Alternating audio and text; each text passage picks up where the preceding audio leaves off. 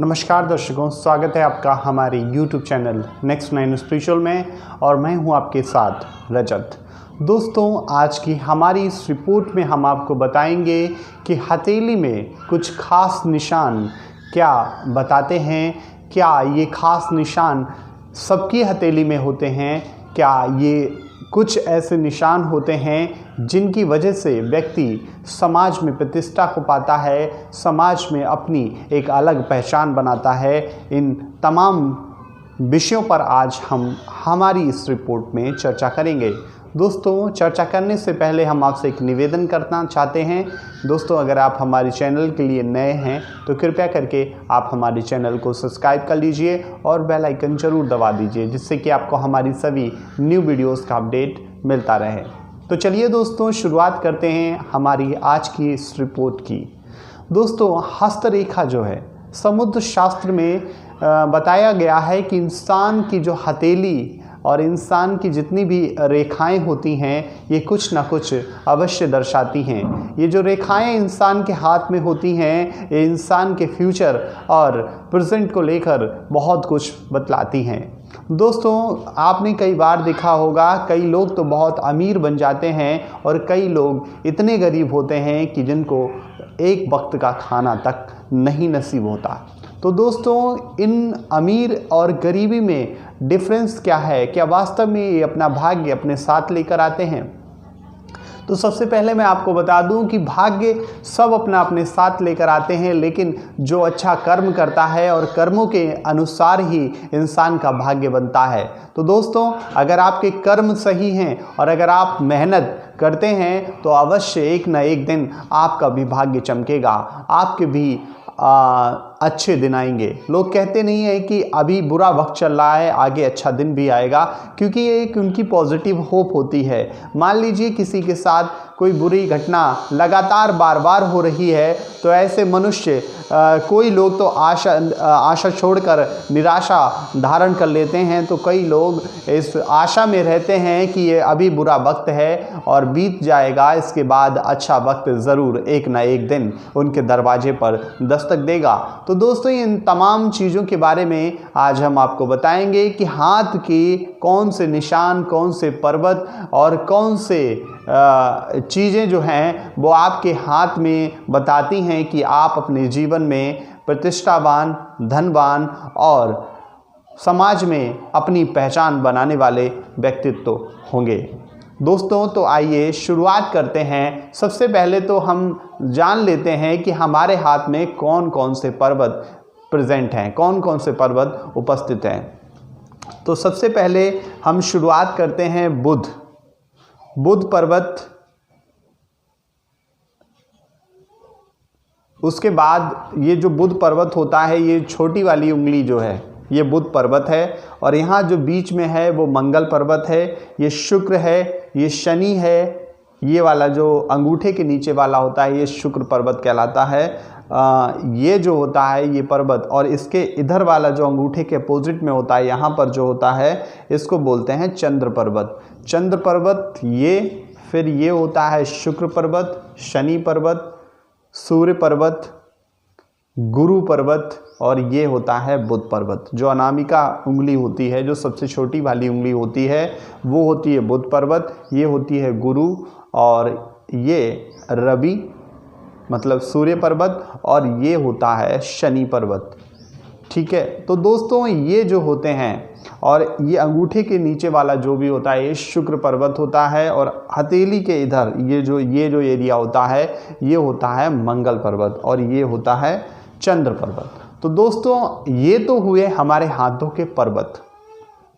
ये भी कई चीज़ें बताते हैं, इसके लिए हम आपको बताएंगे, लेकिन उससे पहले जान लेते हैं कि अगर आपकी हथेली में कमल का फूल या किसी मंदिर का या किसी मीनार का या किसी त्रिशूल का निशान आपकी हथेली में कहीं भी पाया जाता है, तो ऐसा इंसान बहुत ही भाग्यशाली माना जाता है। ऐसे इंसान के पास कभी धन की कमी नहीं रहती। दोस्तों, माना जाता है कि ऐसा इंसान समाज में अपनी एक प्रतिष्ठा बनाता है, अपनी एक इज्जत कायम करता है। दोस्तों मैं आपको बता दूं कि इन पर्वतों के नीचे, किसी भी पर्वत के नीचे अगर आपके हथेली में त्रिशूल का निशान है तो आप बहुत ही भाग्यशाली इंसान हैं। आप अपने जीवन में जो चाहेंगे वो आपको मिलेगा।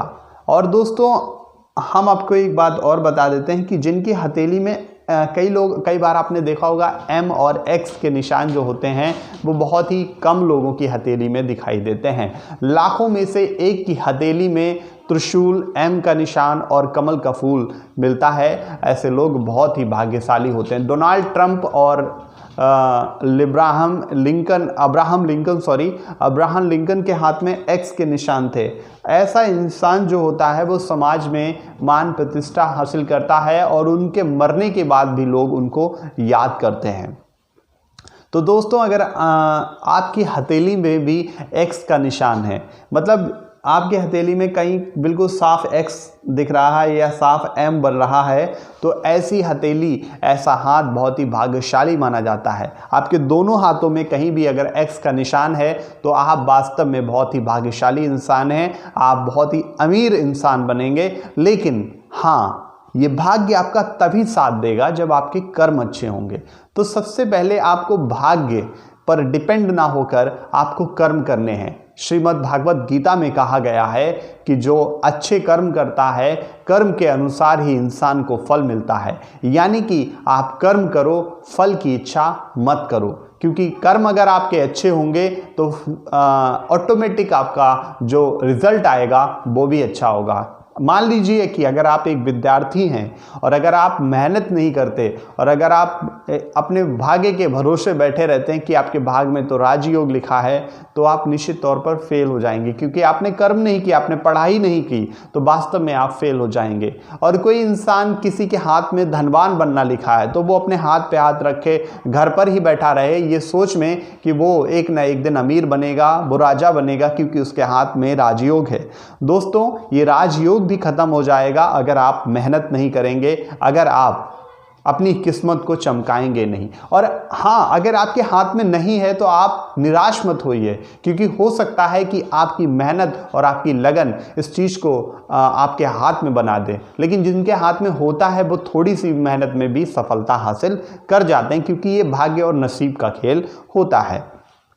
तो दोस्तों समुद्र शास्त्र में एक और चीज़ बताई गई है कि जिनके हाथ में, हथेली में, मंगल पर्वत के पास सफ़ेद तिल का निशान होता है हथेली में, तो वो इंसान भी बहुत ही भाग्यशाली और बहुत ही अमीर और करोड़पति आदमी बनता है।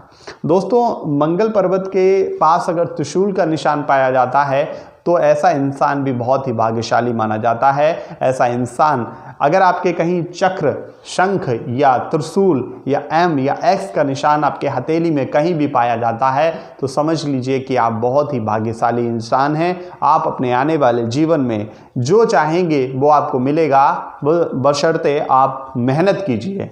और मेहनत जब आप करेंगे तो स्वयं ईश्वर आपकी किस्मत को लिखेंगे और आप सफलता को हासिल करेंगे। तो दोस्तों समुद्र शास्त्र से जुड़ी एक छोटी सी जानकारी मैंने आपको बताई। अगर आपको हमारी ये जानकारी अच्छी लगी हो तो कृपया करके आप हमारी इस वीडियो को ज़्यादा से ज़्यादा लोगों तक शेयर कीजिए, हमारे चैनल को सब्सक्राइब कीजिए और बेल आइकन ज़रूर दबा दीजिए, जिससे कि आपको हमारी सभी नई वीडियोज़ का अपडेट मिलता रहे।